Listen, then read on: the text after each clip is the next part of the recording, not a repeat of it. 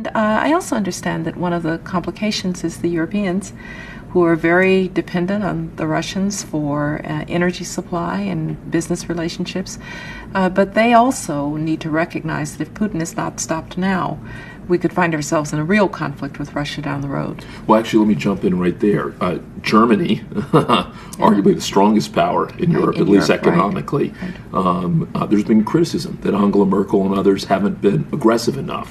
What do you think of that? Do you think Germany's been as aggressive as they should be? I'm quite an admirer of Chancellor Merkel, and I heard her statement when she was with President Obama in Washington. I thought it was a very good statement.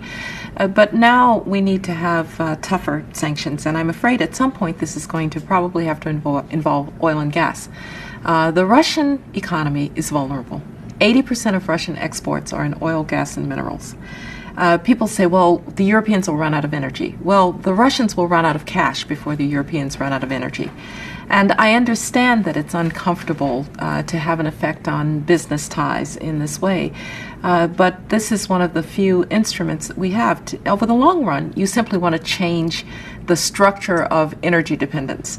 You want to depend more on the North American energy platform, the tremendous bounty of oil and gas that we're finding in North America. You want to have pipelines that don't go through Ukraine and Russia. For years, we've tried to get the Europeans to be interested in different pipeline routes. It's time to do that.